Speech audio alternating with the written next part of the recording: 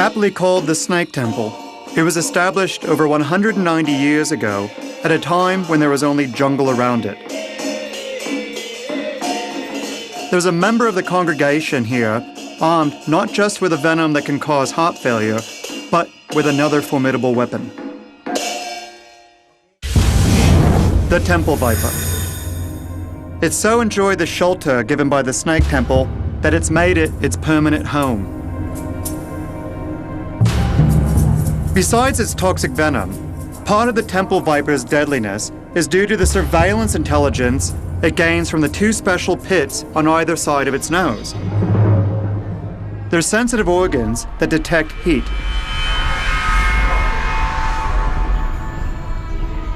Many vipers have pit organs that give them an amazing heat sense. This blue balloon is full of cold water, and although it's put right in front of the snake, it won't strike at it. This red balloon is full of warm water. Like a soccer replay, we can only see it properly when slowed down 20 times in this special camera.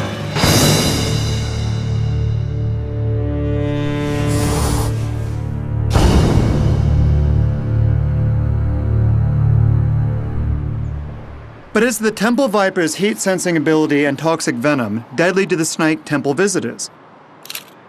To find out, I seek out the temple's chief custodian, Lim Soon. So have tourists ever been bitten here? Yes. Previously, there was no sign because twice tourists got bitten by the snake when it touched. Okay. That's why we put up the sign. And what happened to them? They went to the hospital. Okay. And they were okay? Yeah, okay. Did they lose their finger? No. You might not die, but you'd be in so much pain you'd wish you would die just to end it. Just kill me. So even with its deadly abilities, it seems that the Temple Viper may not be a man-killer. The only way to be absolutely certain is to see it feed.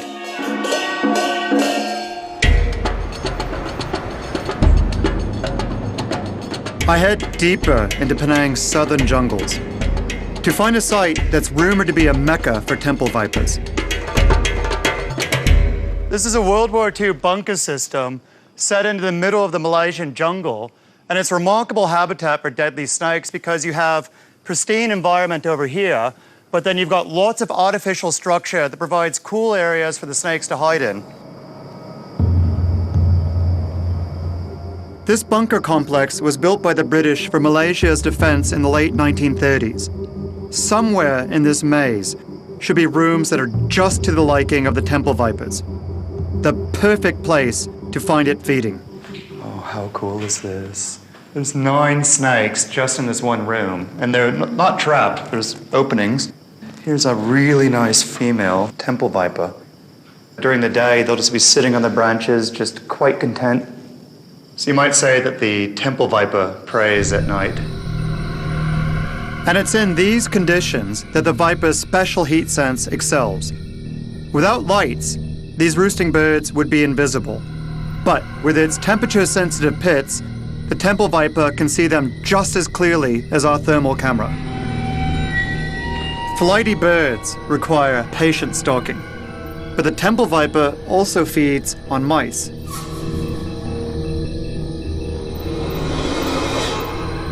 The Temple Viper's venom causes blood clotting and heart failure.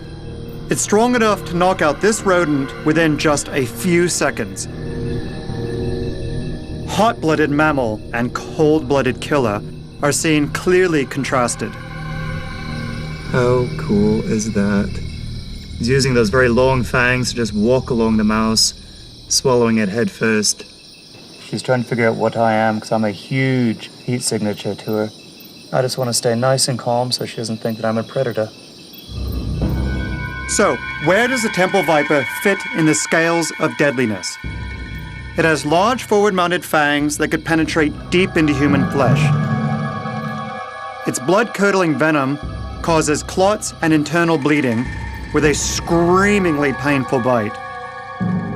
But because it releases only a moderate amount of venom and is geared towards prey like tiny rodents and birds, it will affect your breathing, but probably won't kill you, unless you had a weak heart. In fact, extracts of Temple Viper venom containing neurotoxins are being used in anti-wrinkle cream.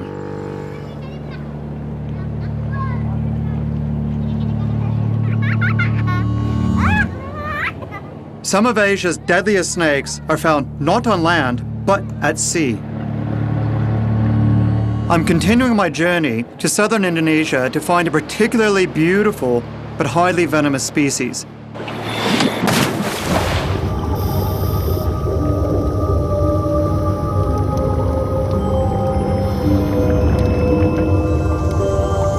I've found that standing on my head, looking into cracks, is the best way to catch up with this snake.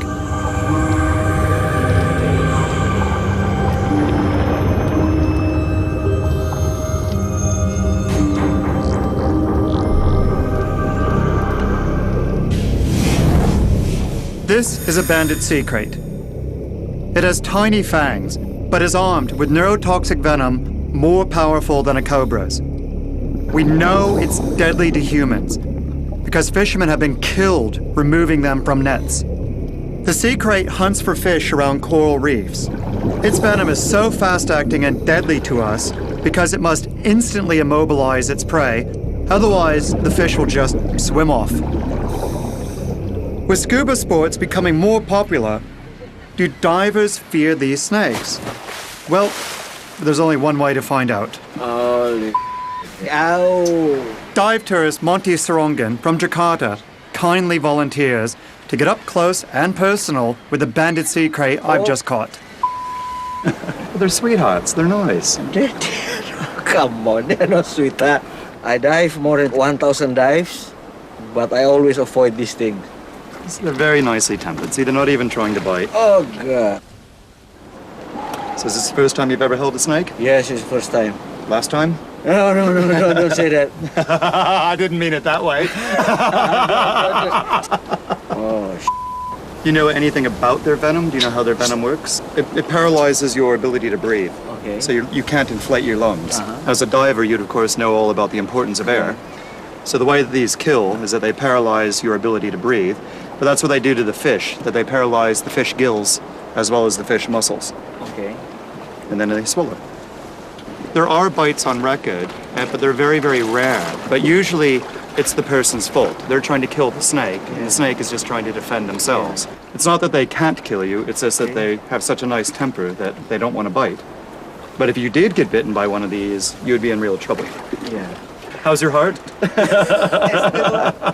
My God, thank you very much. Thank you. That's very remarkable experience, you know. Go have a beer.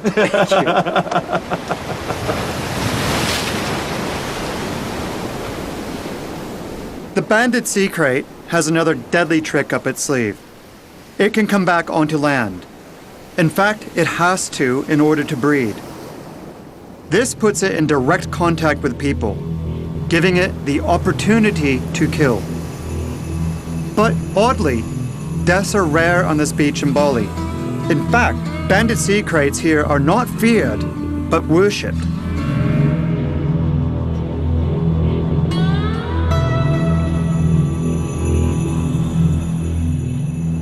In the Bali Hindu religion, the sea kites have a central place. One of the kings has a sea kite as a belt. And it's of no coincidence that you find them in places like this. This is a perfect place for a sea kite. Unlike the true sea snakes, they have to return to the land. This dramatically increases the likelihood of human contact. Yet despite the fact that hundreds, if not thousands of people every single day in Bali encounter these snakes, bites are almost unheard of and deaths are even rare. That's because they have such a sweet, gentle personality.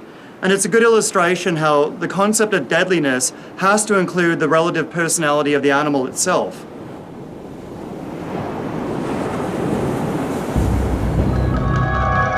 In my search for Asia's deadliest snake, there's one candidate I've always wanted to meet. The fatally beautiful blue coral snake. It's been a dream of mine for over 10 years to find and milk the venom of a blue coral snake in the wild.